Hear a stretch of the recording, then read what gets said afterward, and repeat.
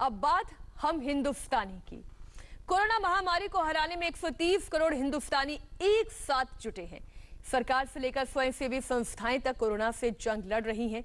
भारत में सबसे बड़ी राहत अभियान आरएसएस ने चलाया है। सेवा भारती अब तक 25 लाख परिवारों यानी कुल 1 करोड़ लोगों तक पहुंच चुकी है।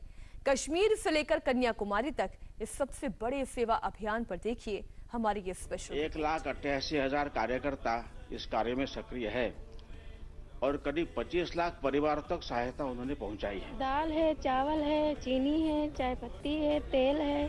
3,500 रोटी एक बार में और 2 बजे से लेके शाम 7 बजे तक फिर 3,500-4,000 रोटी शाम को बनती है। लगभग 7,000 रोटी बनती है। जब राष्ट्र पर संकट हो तो राष्ट्रीय स्वयंसेवक संघ ने सेवा के कीर्तिमान बनाए हैं। आरएसएस की संस्था सेवा भारती संकट मोचक बनकर सामने आई है। लाखों लोगों के लिए खाने के पैकेट्स, राशन, मसाले के पैकेट्स, मास्क, सैनिटाइजर और साबुन का प्रबंध किया। दिल्ली में 180 जगहों पर आरएसएस जरूरतमंदों के लिए खाना बनवा रही है। दिल्ली के आरामबाग में ऐसे ही एक कम्युनिटी किचन में इंडिया टीवी ने दौरा किया। और ये जो आप एक कम्युनिटी किचन देख रहे हैं, यहीं पर रोटी तैयार की जा रही है और ये रोटी तैयार करने में पूरी तरह साफ सफाई का ध्यान रखा जा रहा है और मशीनों का जितना ज्यादा से ज्यादा उपयोग हो सके उसका उपयोग किया जा रहा है। स्वयंसेवक बैठे हुए हैं जो आटे को लोई बना रहे हैं, उसके पेड़े बना रहे हैं। और आप एक बात गौर करिए कि सभी ने अपने हाथों में ग्लव्स पहन रखे हैं। इसके अंदर लोई डालते ही नीचे जाकर वो रोटी की शेप ले लेती है और उसके बाद यहाँ पे एक कन्वेयर बेल्ट की तरह एक अंदर सिस्टम लगा हुआ है जिसके माध्यम से जो रोटी है वो पूरी तरह तैयार होकर दूसरी तरफ को पहुंचती है। और ये फॉइल पेपर के पैकेट्स हैं, ये पूरी तरह हाइजीनिक है और इसमें जो रोटियां बन के आती है उनकी इसमें पैकिंग की जाती है। ये पैकेट्स हैं, इसमें चावल और सब्जी को पैक किया जाता है और उसके बाद चावल और सब्जी के पैकेट्स को बड़े बड़े कार्टन्स में डाला जाता है। सेवा भारती देश भर में राशन पैकेट्स भी बांट रही है। दिल्ली के पटेल नगर में जरूरतमंदों के लिए चल रही पैकिंग सेंटर की तस्वीरें देखिए। ये पैकेट में सरसों का तेल है 1 लीटर, 5 किलो आटा है, 1 किलो नमक, 2 किलो चावल, 1 किलो अरहर की दाल, चीनी, मसाले भी, मसाले, हल्दी, मिर्च पाउडर, चने, अचार और साबुन। तो ये एक पैकेट में इतना ये सामान रहता है। आरएसएस के सभी बड़े पदाधिकारियों ने पूरे राहत अभियान पर नजर बनाई हुई है। करीब 180 जगह पर रसोइयां बन रही है और करीब 910 उसके डिस्ट्रीब्यूशन सेंटर्स है। करीब अब तक 38 लाख लोगों तक जो भोजन वगैरह पहुंचा दिया जा रहा है। ओखला में 8 पैकेजिंग यूनिट्स तैयार किए गए हैं जिनके माध्यम से भोजन पैकिंग हो रहा है।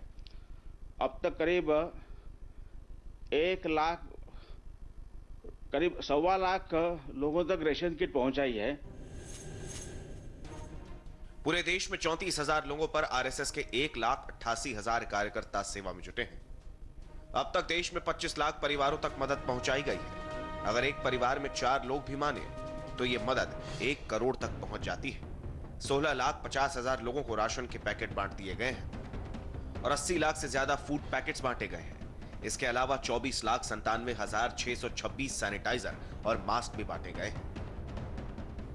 देश में सभी बड़े महानगरों पटना, जयपुर, भोपाल और नागपुर में भी सेवा भारती लगातार राहत अभियान में जुटी हुई है। पटना में स्वयंसेवक सड़कों पर सैनिटाइजेशन का काम कर रहे हैं। राशन बांटने के अलावा ग्रामीणों को बताया जा रहा है कि कोरोना से कैसे बचना है। बीमारी जो है आंख, नाक और मुंह के थ्रू फैल रहा है, ठीक है, उसी से अंदर जाएगा, ऐसे यहाँ छुएंगे तो नहीं जाएगा। जयपुर में भी आरएसएस के कार्यकर्ता सड़कों पर सैनिटाइजेशन का काम कर रहे हैं। यहाँ भी राहत में सोशल डिस्टेंसिंग के नियमों का पालन किया जा रहा है। भोपाल में खाने और राशन के लाखों पैकेट्स के अलावा आरएसएस के कार्यकर्ताओं ने करीब 60,000 मास्क और सैनिटाइजर बांटे हैं और नागपुर में भी आरएसएस के कार्यकर्ता जरूरतमंद लोगों की बस्तियों में जाकर खुद लोगों को खाना और राशन के पैकेट्स बांट रहे हैं। उच्च क्वालिटी का खाना प्रोवाइड किया जा रहा है। आप ये देख रहे हैं, दाल है, चावल है, 2 सब्जियां हैं, बैगन की सब्जी यहाँ पे दिख रही है, छोले दिख रहे हैं, रोटी दिख रही है, सलाद के लिए प्याज रखा गया है। इसी का पैकेट बनाया जाता है। पैकेट बनाने के बाद यहाँ से कार्यकर्ता, प्रतिनिधि, जनप्रतिनिधि यहाँ से निकलते हैं और ये किचन का बना हुआ सामान, अनाज, खाद्य पदार्थ लेके लोगों तक पहुँचाते हैं। जिनके मुंह में अपने को निवाला डालना है, उनके वहाँ जाकर आप यदि कोई कामगार होगा, कोई मजदूर वर्ग होगा, कोई बेचारे मांगने वाले होंगे, कोई मंदिर के सामने होंगे, रेलवे स्टेशन के सामने होंगे, कई रोड पे बैठे होंगे, कई झोपड़पट्टी में होंगे, कोई विधवा बाई होंगे, इनकी उन्होंने सूची बनाए और उसके हिसाब से कंटिन्यू ये प्रोसेस हमारा शुरू है। इसके अलावा दक्षिण भारत के 5 राज्यों केरल, तमिलनाडु, कर्नाटक, तेलंगाना और आंध्र प्रदेश में भी संघ के 76,500 कार्यकर्ता काम कर रहे हैं। इन 5 राज्यों में आरएसएस ने 5 लाख राशन के पैकेट्स, 9 लाख खाने के पैकेट्स और 6 लाख मास्क बांटे हैं। आरएसएस के 2,815 कार्यकर्ताओं ने ब्लड डोनेट भी किया है। ये किसी भी आपात स्थिति से निपटने की तैयारी का भी हिस्सा है। महासागर में सरित रूप हम मिले, सेवा है यज्ञ कुंड समिधा सम हम जले। दुश्मन को पल भर में तबाह कर देने वाले हथियार बनाने वाला डीआरडीओ अब कोरोना के खिलाफ मैदानी जंग में उतर गया है। डीआरडीओ ने गुजरात के एक संस्थान के साथ मिलकर इस महामारी को हराने का बीड़ा उठाया है। क्या है कोरोना से जंग का डीआरडीओ का गुजरात मॉडल, देखिए निर्णय कपूर की रिपोर्ट। ये घातक हथियार बनाकर डीआरडीओ देश की दुश्मनों से रक्षा करता है। अब N99 मास्क बनाकर ये कोरोना वायरस से देशवासियों के लिए एक डिफेंस सिस्टम तैयार कर रहा है। देश की सुरक्षा सिस्टम का पावर हाउस डीआरडीओ ने जो मास्क बनाया है, उस N99 मास्क को N95 मास्क से भी बेहतर माना जाता है। यह मास्क 99% से भी ज्यादा प्रदूषण फिल्टर कर देता है। आमतौर पर इसका इस्तेमाल कोरोना पीड़ितों के इलाज में लगे डॉक्टर करते हैं। N99 मास्क बनाने का डीआरडीओ का सपना पूरा हुआ है। अटीरा यानी Ahmedabad textile industries research association के सहयोग से N99 मास्क में जो कपड़ा इस्तेमाल होता है, वो कपड़ा बनाने का काम अटीरा कर रही है। नैनो इलेक्ट्रिक स्पिनिंग मशीन में ये जो स्पेशल फाइबर है इस मास्क को बनाने में जो उपयोग होता है, उसको यहाँ पे तैयार किया जा रहा है। ये जो फाइबर है, इसे एक्चुअली इंटरमीडिएट फाइबर कहा जाता है, जो फिल्ट्रेशन के लिए यूज़ होता है। और उसमें ये जो फाइबर आ रहा है मशीन में, उस पर एक नैनो कोटेड फिल्म जो है वो चढ़ाई जा रही है। सिल्वर नैनो फिल्म है। इसको उस फाइबर के ऊपर लगा करके ये जो इंटरमीडिएट लेयर है जो मास्क के अंदर यूज होती है 5 लेयर मास्क में, उसको यहाँ पे तैयार किया जा रहा है, इस फैब्रिक को। देश में N99 मास्क का कपड़ा सबसे पहले बनाने का श्रेय अटीरा को जाता है। ये भारत की एकमात्र संस्था है जहां N99 मास्क का फिल्टर मटेरियल तैयार किया जाता है। ये मशीन जो है बेसिकली रिसर्च पर्पस के लिए यहाँ पे लगाई गई थी, लेकिन अब इसे 24 घंटे चलाया जा रहा है अटीरा के द्वारा, क्योंकि देश में उस तरह के, उस लेवल के मास्क की ज़रूरत है जो हमारे फ्रंटलाइन वॉरियर्स को चाहिए। उन्हें कोरोना वायरस के खतरे से लड़ने के लिए और ज़्यादा इक्विप कर सकें, ऐसे मास्क की ज़रूरत है और वो सिर्फ इसी मशीन में बन सकते हैं। डीआरडीओ और अटीरा मिलकर 5 लेयर वाला N99 मास्क बना रहे हैं। इस खास मास्क के लिए अटीरा को modern nano electro spinning machine की जरूरत थी, जिसे गुजरात सरकार के आर्थिक सहयोग से खरीदा गया है। और अब दिन रात 24 घंटे यहां मास्क का कपड़ा बनाने का काम चल रहा है। N99 will filter about 99% of particulate matters. इसका मतलब ये होता है कि भाई अगर कोई सामने आपके कफ करता है या पार्टिकुलेट मैटर पे कोई इन्फेक्टिव मटेरियल है, तो 99% ऑफ दैट पार्टिकुलेट मैटर जो है वो आपके अंदर नहीं घुसेगा, आपके सांस में नहीं अंदर जाएगा, लंग्स में नहीं जाएगा। तो जो डीआरडीओ और अटीरा ने मिलके जो पहल की है, which is excellent, and the best part is Corona has given this innovation and this new thing coming up. ATIRA में रोज 15,000 मास्क लायक कपड़ा तैयार हो पाता है, लेकिन डीआरडीओ की डिमांड रोज 40,000 N99 मास्क के लायक कपड़ा तैयार करने की है और अटीरा ये मिशन पूरा करने की जी जान से कोशिश कर रहा है। ये फेस मास्क में बहुत ही अच्छा हेल्पफुल रहेगा it will give a very high protection to people who are at high risk. So like doctors हो या nurses हो या frontline health workers हो जो who are prone to high risk, उनके लिए इस तरह का face mask will give a good protection. DRDO ने अटीरा को 5 लाख मास्क का कपड़ा तैयार करने का ऑर्डर दिया था। इनमें से 4,85,000 N99 मास्क बनाने लायक कपड़ा अटीरा ने डीआरडीओ तक पहुंचा भी दिया है। डीआरडीओ में जो N99 मास्क बना है उसका वजन 12 ग्राम है। इसका प्रोडक्शन मुंबई और कोलकाता में किया जा रहा है। अटीरा और डीआरडीओ ने मिलकर जो कमाल किया है उसकी चर्चा देश भर में हो रही है। मोदी सरकार के मंत्री पीयूष गोयल ने भी डीआरडीओ को इस कामयाब कोशिश के लिए बधाई दी है। प्रधानमंत्री श्री नरेंद्र मोदी जी की प्रेरणा से हमारे डीआरडीओ के इंजीनियर्स ने ये अति आधुनिक N99 मास्क बना के देश को समर्पित किया है।